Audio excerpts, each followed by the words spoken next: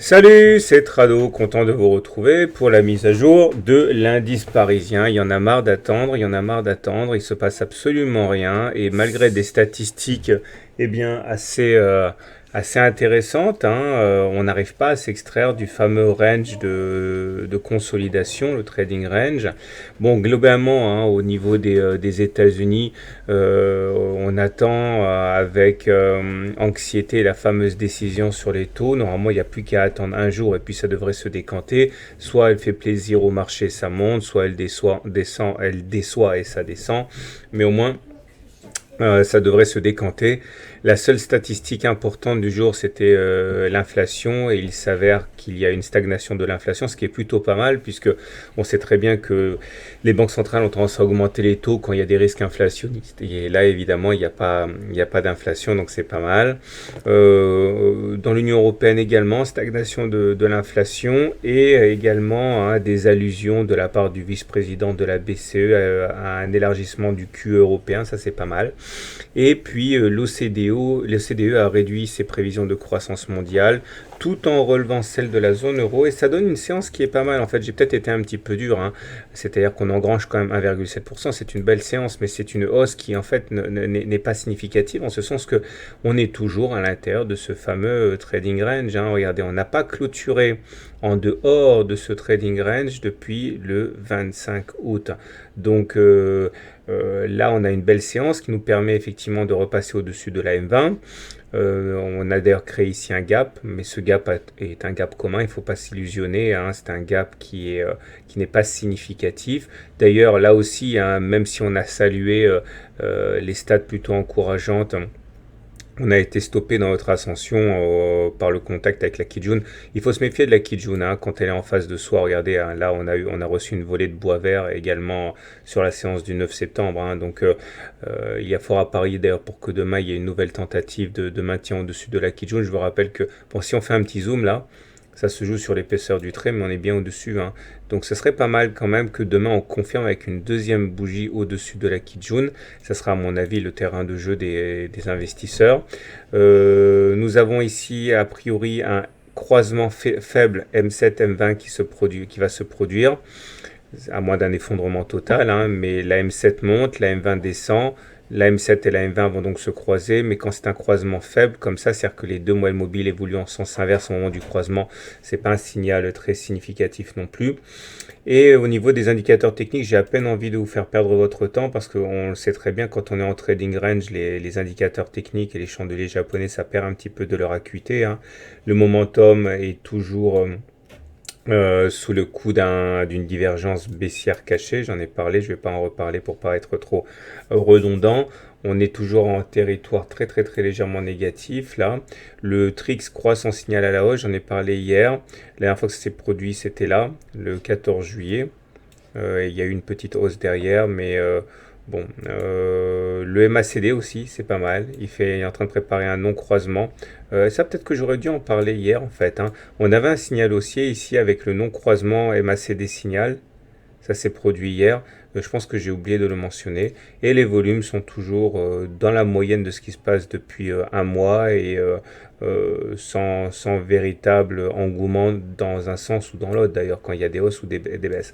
Bon, pour faire simple, et vous l'aurez compris, rien n'a été acquis aujourd'hui, fondamentalement. Même la cassure de la Kijun ici, je vous rappelle qu'il est préférable d'attendre une bougie de confirmation, c'est toujours mieux. Donc tant qu'on n'a pas cette bougie de confirmation, on peut considérer que cette cassure n'est que fortuite pour l'instant.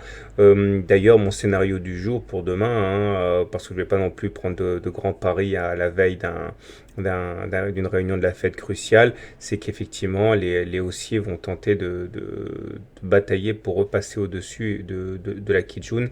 Donc on va attaquer la Kijun, ça c'est sûr, ça va être le terrain de jeu demain, et après on verra. Voilà, place maintenant à Metex, qui est l'action qui m'a été le plus demandée sur le forum Boursorama. Alors, chose promise, chose due, voilà l'analyse technique de Metabolic Explorer. Alors, on va commencer par le Trado Screener qui va être mis à jour incessamment. Pour l'instant, en ce mercredi soir, la note attribuée est de -4 sur une échelle allant de -6 à +6. Autrement dit, vous l'aurez compris, c'est pas bon. C'est surtout pas bon en unité de temps hebdomadaire, hein. C'est moins mauvais en unité jour. Mais bon, déjà, c'est à l'image de toutes les actions qui sont plutôt mal orientées. Et puis, il est vrai que, eh bien, sur l'unité journalière, on va le voir, c'est peut-être pas aussi mauvais. Pour voir la mise à jour qui sera faite du Trado Screener, n'hésitez pas, c'est gratuit. Vous cliquez ici, vous arrivez directement sur la page que je viens de vous montrer. Et voilà ce que l'on a en unité de temps hebdomadaire. Chaque bougie correspond à une semaine de cotation. Alors déjà, j'insiste, hein, c'est une analyse qui est purement technique, les fondamentaux ne sont pas pris en considération et pourtant hein, ça a plus d'importance que l'analyse technique en elle-même. Alors tout d'abord regardez, si on mène une analyse de type Do, on voit qu'on est en tendance baissière puisque les pics sont devenus descendants et que les creux sont descendants, hein, puisque maintenant, eh bien, par rapport au 26 janvier 2015, hein, on est passé de 7,37 à 3,12. Autant dire qu'on a perdu près de 60% de la valeur. Dans ce genre de contexte, on ne peut pas s'imaginer non plus que la tendance soit haussière. Et c'est confirmé par une analyse technique de type Weinstein, puisqu'on est en dessous d'une moyenne mobile à 30 semaines qui descend.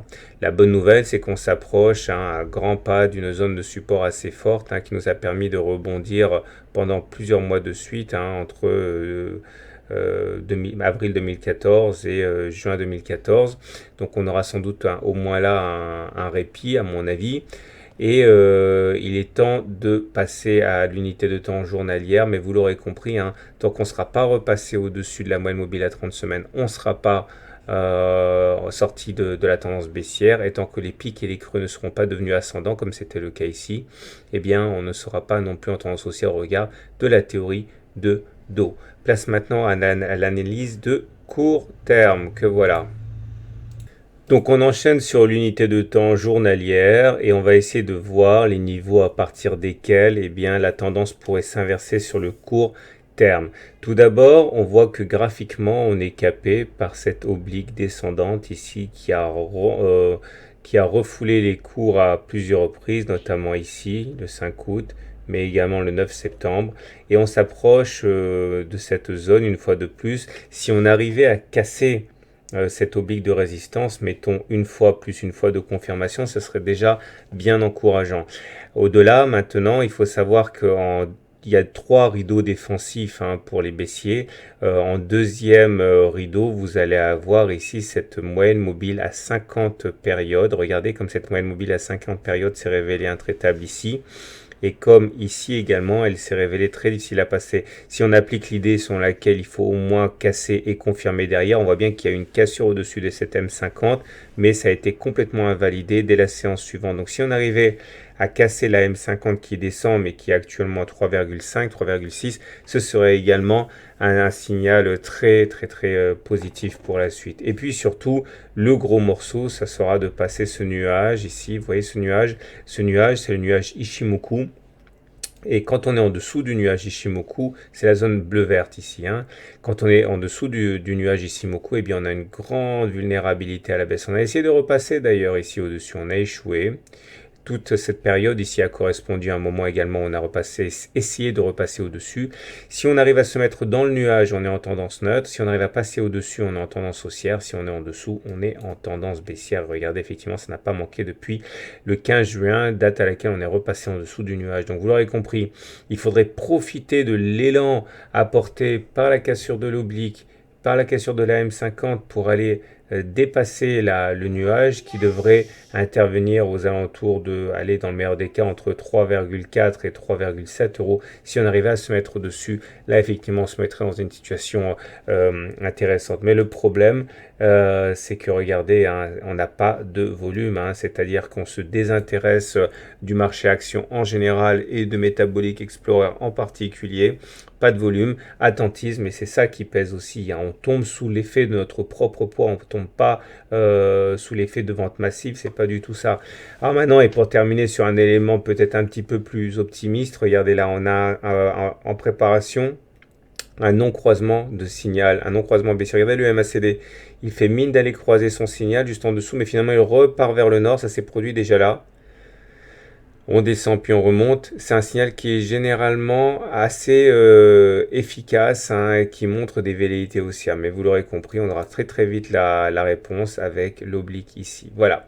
Je vous souhaite une bonne soirée, je vous souhaite de bons trades. Je vous invite à regarder le Trado Screener incessamment. Je vais le mettre à jour cette semaine de toute manière. Et n'oubliez pas également de vous abonner à la newsletter gratuite pour ne pas louper la mise à jour. Voilà, je vous souhaite une bonne soirée et à demain pour une autre vidéo.